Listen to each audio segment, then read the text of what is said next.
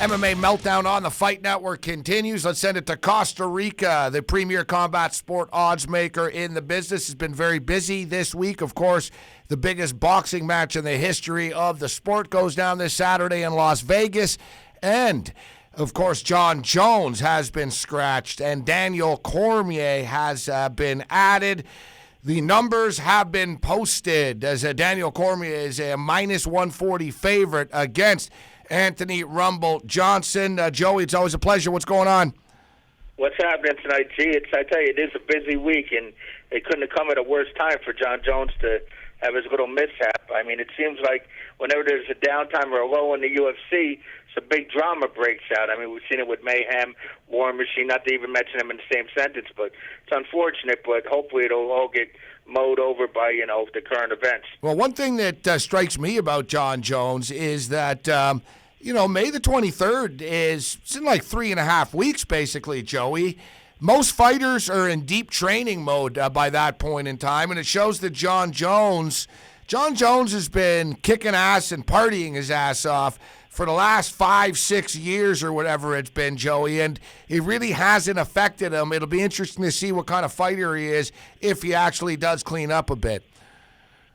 I tell you, Jon Jones right now, and I'm his biggest critic, he's great. He's that good that he doesn't, it appears that, I'm not going to say he doesn't train, but he doesn't have to go to the extremes that most guys do. And this is what's going to define his greatness, how he bounces back from this, whether he gets redemption.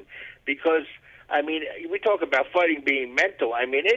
It's a mental game. And we saw what happened to, one of the greatest, arguably at the time, everybody thought he was the best heavyweight ever, Mike Tyson, but he was also young. Very similar. Very, very similar, actually, situation to Mike Tyson with Jon Jones. Baddest man on the planet, living an unhealthy lifestyle, but still being dominant, which would lead you to believe that you're invincible in and outside the ring or cage.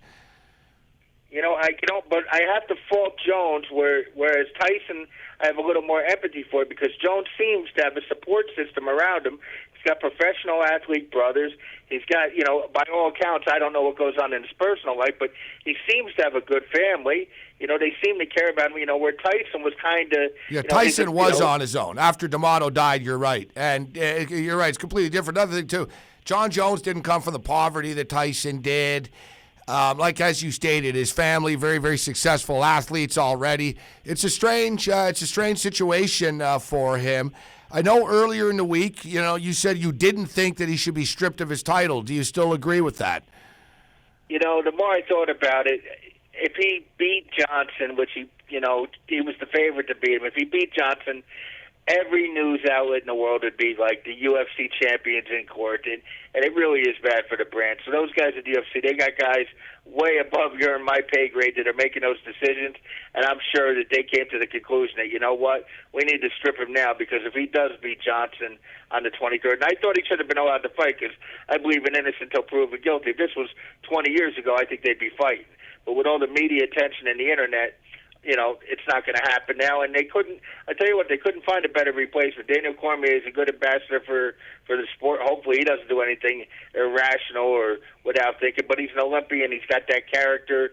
I don't think he's going to do it. And, hopefully, when these guys do fight, it's going to go down as a great fight. And it saves the card. I think it will. I think it will be a great fight. But one thing, as far as the card is concerned, it's already a pretty powerful card as it was. Now, as I mentioned, Cormier's a minus 140, minus 145 favorite opening number, Joey, against Johnson.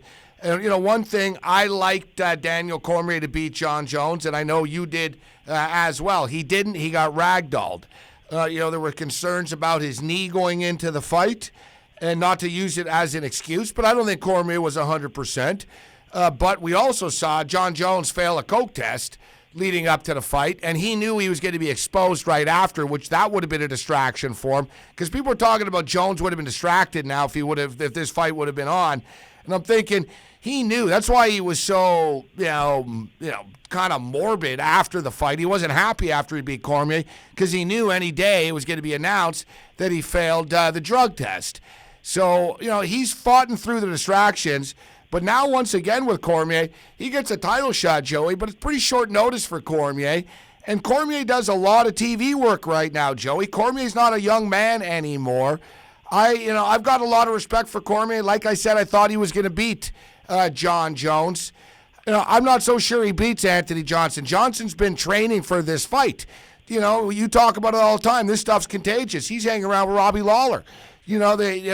Success breeds success. Johnson's in his zone right now, just knocking people's heads off. He's been training for a fight. Cormier wasn't ready for this. Yeah, no, I would say, I don't want to make any excuses for Daniel, but I would think Daniel would be a higher favorite if he had noticed. I would have made him. I probably would have, if I had opened first, probably would have opened him about a 2-1 favorite over Johnson going into this fight just as is. But, again, he's not, I don't want to say he's not 100%, but it's tough for him not to be 100%. But then again, Johnson's not training for Daniel Cormier either.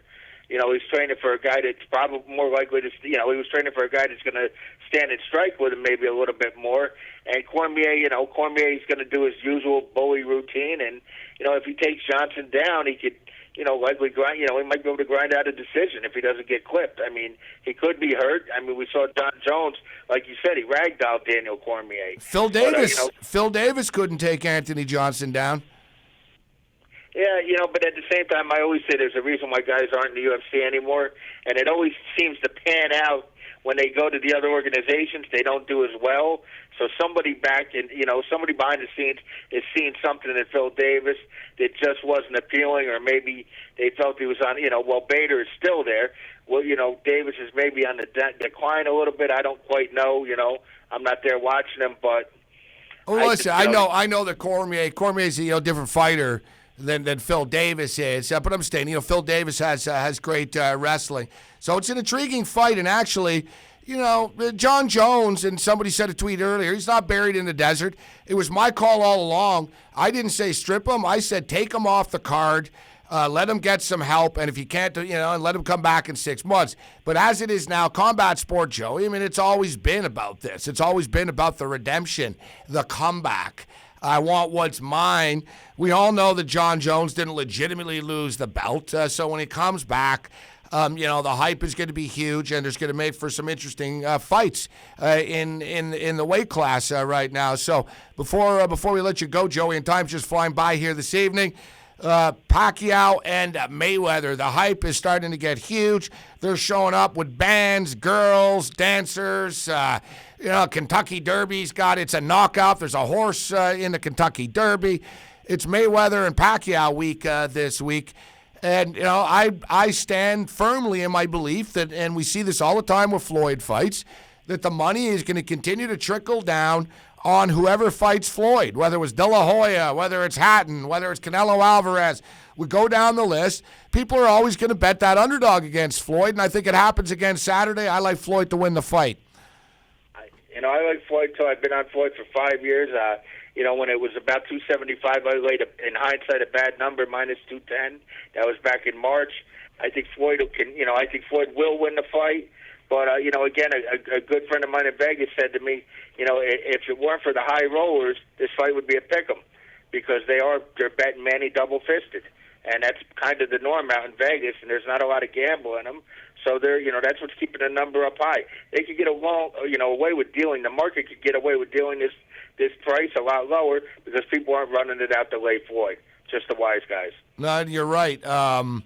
It's interesting, too, because a lot of the small plays, the $100 players, the $200 players, and probably even a couple of $1,000 players are all pulling the trigger on Pacquiao. A lot of the Asian market is going to be betting on Pacquiao, but it's the big money. Someone like 50 Cent's dropping $1.6 million on Mayweather, he says. And, there's going to be a lot of other sharp money. And who else is going to probably be dropping millions of dollars on Mayweather? Floyd Mayweather. I wouldn't be surprised if there's a bunch of dudes with the Money Team T-shirts rolling into the M and betting large on this Mayweather fight and betting on himself, Joey. Yeah, I can't blame him. I got to admire his confidence. These guys can retire off this money. They can retire off, and an eighth of this money. God, I mean, what a payday. I mean, people said Floyd was scared 5 years ago. Well, he just multiplied the payday for each of them, 5 to 10 times of what they would have paid. That's a good point. 5 years ago. That's a good point. So listen, we got to wrap it up. But you talk about all the money. We got to wrap it up. You got to talk about all the money. A lot of people on the street are concerned about the dreaded draw because there is so much money at stake. Down to 16-1 right now. I saw 8-1 out there also, which is just. I opened 14-1. That's and criminal. Wow, 8-1 is criminal. Yeah. 14-1 is criminal. It really is at this point. But the conspiracy theorists, and if there is another fight, and if Floyd walks out of there 47-0-1. The next fight is even bigger, and these guys make even more money. It's great for the economy, but, I think Floyd's the better boxer. I think he's the better fighter, and despite being dysfunctional outside the ring, the irony of all these things going down this week between the UFC and the boxing, and Floyd actually getting the step in the ring, it's crazy, but I tell you what, I think when all is said and done, and I think it will go to a decision, I think we're looking at like 117, 111 Floyd. Maybe you'll see a 115, 113 card on, I think it's Glenn Feldman, the Connecticut judge. I think he might have it a little bit closer, but I think we're looking at an 8-4 kind of fight.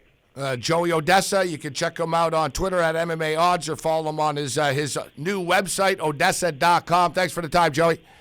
Hey, thank you. Have a good one, Gabe. There's Joey Odessa with us. We'll take a quick break. We'll come back, wrap things up. We got some videos of the week. You've been warned.